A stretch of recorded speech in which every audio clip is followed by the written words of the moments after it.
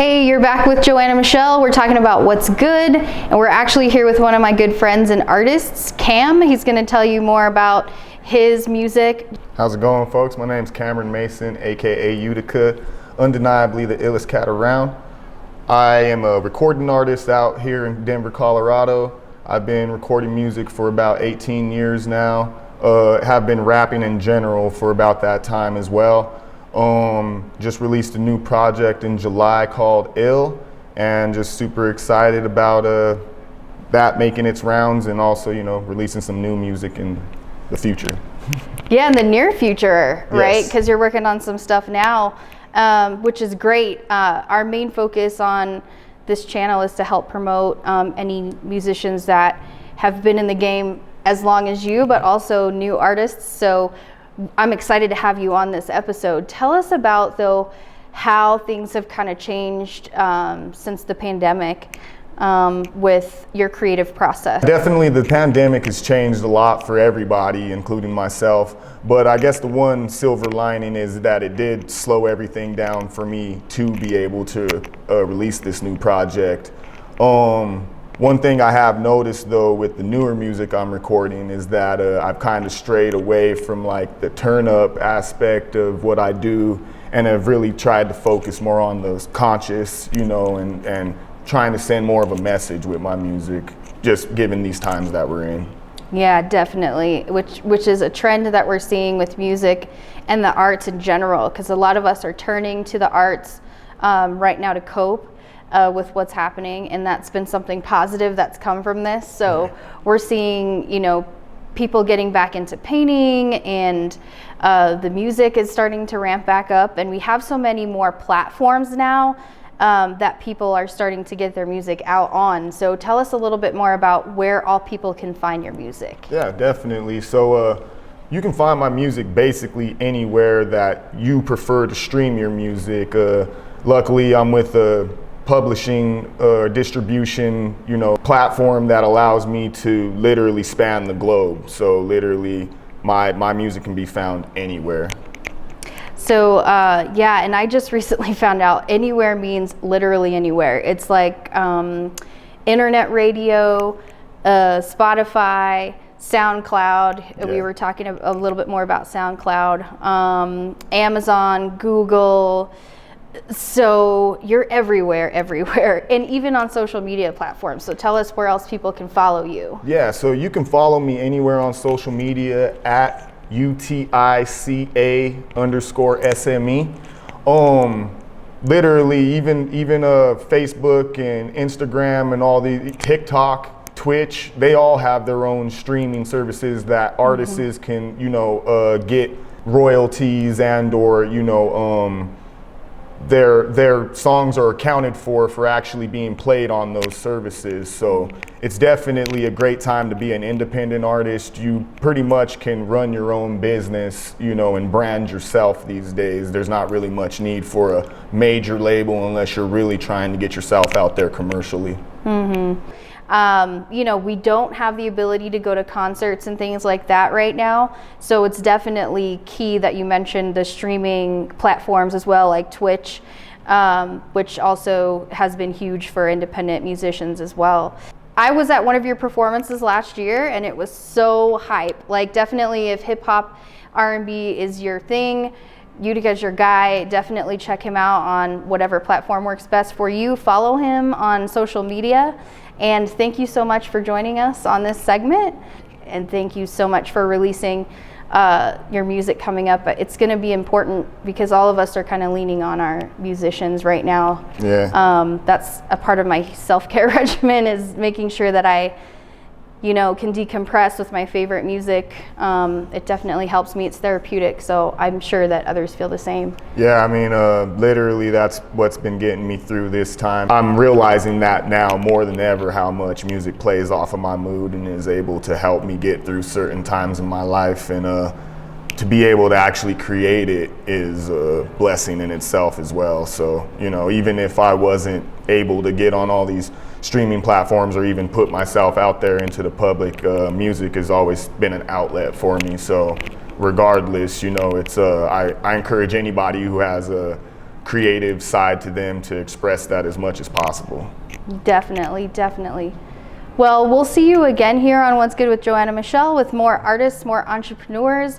But I want to thank you one more time for being on our show, and the best of luck to you with your new projects coming out. Thank you very much.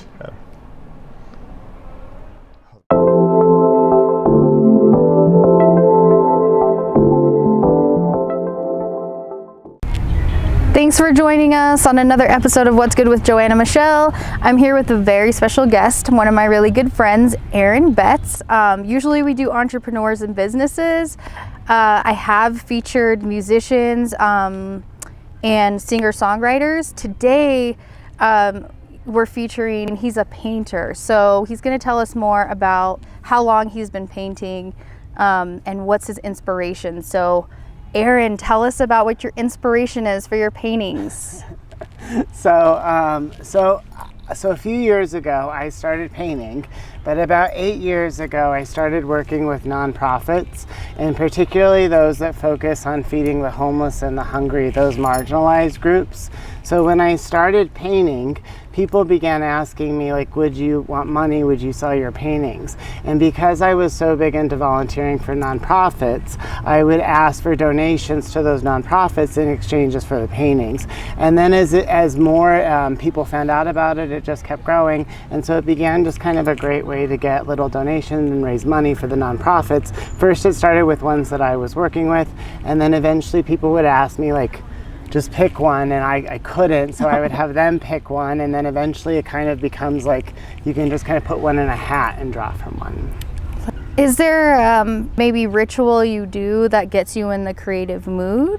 Particularly when it comes to paintings that people want that are for a donation or a request, a lot of times they have something in mind. So one of the most recent ones that I completed, they wanted a song. So it was a song by Taylor Swift, and I listened to that song over and over again, and then I completed the painting based on that. Another person wanted a painting that was based on the mental health awareness colors, so I used that as the inspiration. But in anything, one of the reasons that I wanted to come here at Cheeseman is because meditation and energy is so much a part of my painting and my gift that I like to think about the person and associate songs with them, and then go and take the painting and the thought process and incorporate the whole thing. In the very beginning, when I would paint, it would happen very quickly, and then as I sort of grow and start to think about people and develop into it, particularly the ones that mean a lot, you end up spending, a day or multiple days, and sometimes a week on paintings that really mean a lot to you, and then hopefully mean a lot to the people that they're going to. It's great to hear about the creative process. I'm really interested in that piece because it's different for everybody. Do you see that there's been a difference now with the pandemic and quarantine going on? Really, for me, the time where you're spending time away and separate from people is also the time where I find that you focus on connection and on the things that are really important and the people that matter to you. And I think that in any way would inspire art and would influence it in the process. So, I like to say that in the last, at first it was in the last 3 months, I feel like I've grown 10 years. And now, as you get into 6 and 7, 9 months, you feel like you've lived a lifetime in growth and in who you are. And hopefully in that time, you've looked at sort of the good and the bad things in your life and who you are, and that I think is just the same as looking at the good and the bad of your art and the things that you love and incorporating all of that. So I feel like there's a growth to it. I feel like through any type of hard times and challenges is where growth really happens. So yes, I would say that I think it's grown quite a bit, and I think the process has grown. I don't know if I would have talked about this process in January that it would be the same as what I'm talking about here, in November. Yeah. Last but not least, we definitely want to highlight how people can get in touch with you if they're interested in one of your pieces to donate to charity. So definitely let us know where you can be found as far as social media goes. or if you have like an email address that people can email you. Yeah, I would just reach out to me on Facebook, not super fancy, right? Mostly because for me the focus is on the charity work, and it's just something that I do, right? So, but Erin Betz is pretty easy to find, and then and reach out if you want message on any of the nonprofits I work with. Also, as you know, as I guess a plug to those, anyone for the homeless that needs resources, looking in the marginalized communities, needing food, community, thing like that. I've also got some helping hands with that too. We are going to link all of the information in the description box below, so be sure to reach out if you have more questions. And I think we're also going to get a look, if you're comfortable with it, at some of your pieces. So thank you so much for joining us. Again, we'll have more entrepreneurs, artists, and local businesses that we'll feature, but we definitely appreciate you taking the time to be with us. Thank you so much. Thanks Shannon.